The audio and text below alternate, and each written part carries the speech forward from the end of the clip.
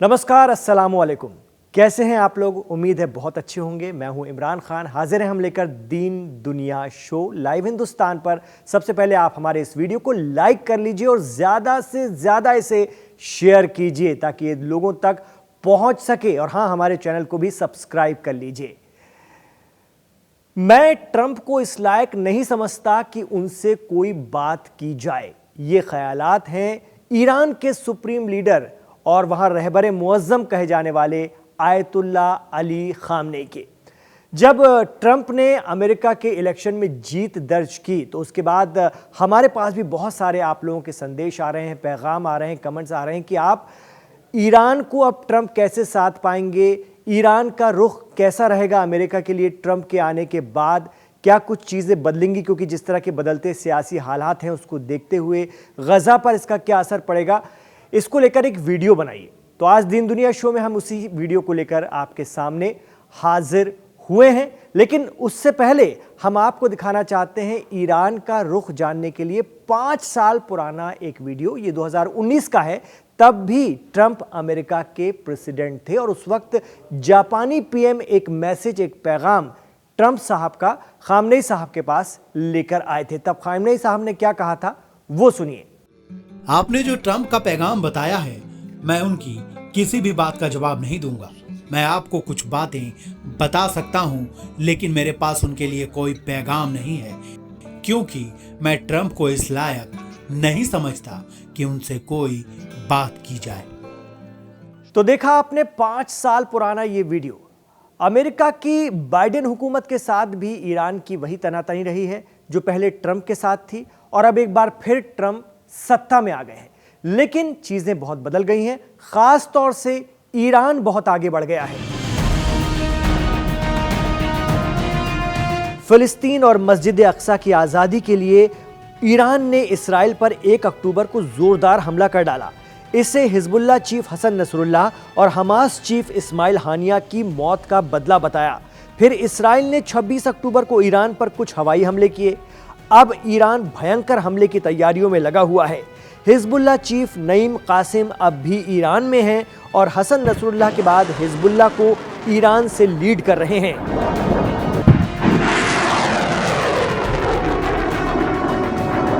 तो अपने दर्शकों के सवाल पर जो आपने हमें कमेंट्स भेजे थे, जो सवाल हमसे किए हैं, उसमें ईरान का रुख आपको क्या लगता है क्या होगा, इसको हम एक्सपर्ट्स के हवाले से समझने की कोशिश करते हैं। देखिए, गजा में आने वाली पीस ही ईरान का रुख तय करेगी। अगर गजा में अमन और शांति आती है तब तो ठीक, लेकिन अगर इसराइल का रुख इसी तरह से जारिहाना या आक्रामक रखता है तो फिर अमेरिका में कोई आए कोई जाए, इससे ईरान को कोई फर्क नहीं पड़ता। ट्रंप के आने से ईरान पर कोई फर्क नहीं पड़ेगा, क्योंकि खुद अमेरिका जानता है कि जब इनकलाब आया ईरान के अंदर तब से आज तक 50 साल हो रहे हैं और ईरान को दबाने की बहुत कोशिश की अमेरिका ने, लेकिन किसी भी बात को ईरान ने नहीं माना और हर तरह के सैंक्शंस जो है झेलते हुए ईरान आज एक ऐसी पोजीशन के ऊपर पहुंच चुका है कि आज ब्रिक्स में उसके साथ रशिया है, चाइना है, नॉर्थ कोरिया है और एक मिडिल ईस्ट का एक बिग प्लेयर बनकर ईरान खड़ा हुआ है। रही बात नए सदर बनने जा रहे डोनाल्ड ट्रंप की, तो 2020 के अपने इलेक्शन से पहले उन्होंने ओबामा इंतजामिया के साथ हुई ईरान की न्यूक्लियर डील सस्पेंड कर दी थी। अगर अब ट्रंप फिर से ईरान के साथ ओबामा वाली डील पर आगे बढ़ेंगे, ईरान पर उस डील के हिसाब से सैंक्शंस हटाएंगे, तो ईरान उनके साथ बात कर सकता है।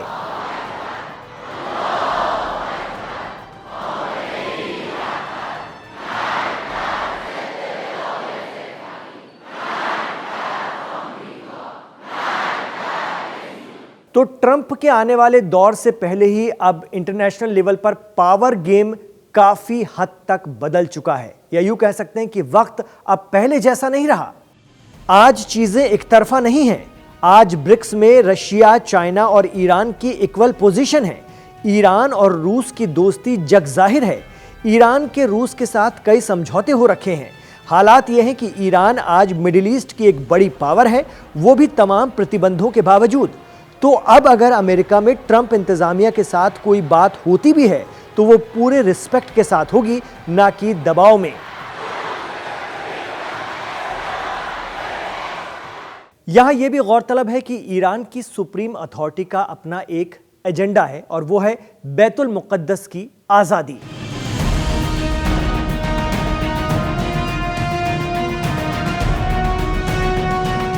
पहले आयतुल्लाह खुमैनी ने इसे आगे बढ़ाया और अब खामनेई इसे लेकर चल रहे हैं और इसके लिए उन्हें तमाम सैंक्शंस भी झेलने पड़े हैं, लेकिन वो उतने ही मजबूत होते चले गए।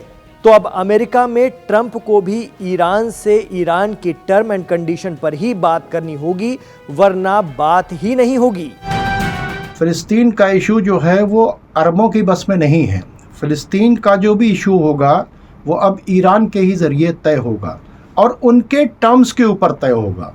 और ईरान का टर्म्स ये है कि फ़िलिस्तीनियों को उनकी खुद मुख्तारी, उनकी आज़ादी, उनको अपनी उनकी गवर्नमेंट, वो फ्री तरीके से रहें, किसी के रहम व करम पर ना रहें।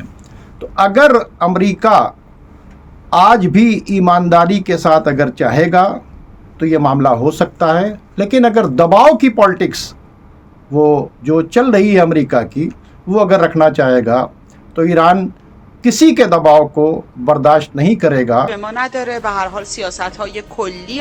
ईरान की मसूद पज़ेश्कियान हुकूमत की तर्जुमान फातिमा मोहज़िरानी कहती हैं कि यूएस प्रेसिडेंट इलेक्शन में हमारे लिए कुछ खास नहीं है।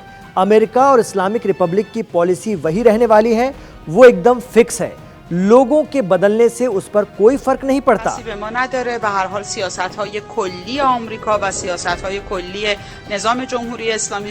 ट्रंप आ रहे हैं तो ईरान के रुख पर क्या असर पड़ेगा, इसे समझने के लिए ईरान के बड़े अखबार तेहरान टाइम्स की एक खबर को समझ लीजिए। अखबार लिखता है कि ट्रंप और हैरिस एक ही सिक्के के दो पहलू हैं। दोनों को इसराइल की ओर से मारे जा रहे फिलिस्तीनियों और लेबनानी लोगों की जान की कोई परवाह नहीं है। हैरिस की हार ये दिखाती है कि अमेरिकी लोग उनके देश की ओर से इसराइल को दी जा रही मदद को लेकर कितने हताश हैं। तेहरान टाइम्स लिखता है कि ट्रंप ने गजा में खाना जंगी खत्म कराने का वादा किया था, लेकिन अब ये साफ हो गया है कि वो ऐसा इसलिए कह रहे थे कि कमला हैरिस के वोट रिपब्लिकन्स को मिल सकें। दरअसल अमेरिका में कोई भी इख्तिदार में आ जाए, ईरान को कोई फर्क नहीं पड़ता। उसकी वजह भी है कि ईरान मिडिल ईस्ट में इसराइल और अमेरिका के साथ इस लड़ाई में बहुत आगे निकल गया है। अब उसका पीछे हटना मुश्किल है। अहम बात यह भी है कि ईरान के पास भी यही एक गोल्डन चांस है मिडिल ईस्ट में अपना दबदबा बनाने और यहां से अमेरिका को कमजोर करने का। इसलिए शायद ही वो कभी अमेरिका और खासकर ट्रंप के साथ किसी भी तरह की बातचीत या सुलह समझौते के मोड में आए इसराइल को लेकर।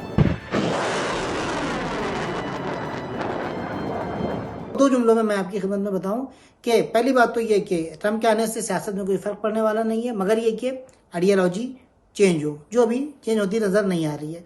दूसरी चीज़ ये है कि आप ज़बरदस्ती नहीं कर सकते हैं। अगर आप ईरान के ऊपर हमला करेंगे तो उनकी सियासत ये है कि वो आपके ऊपर भी हमला करेंगे बगैर डरे हुए, बगैर खौफ के।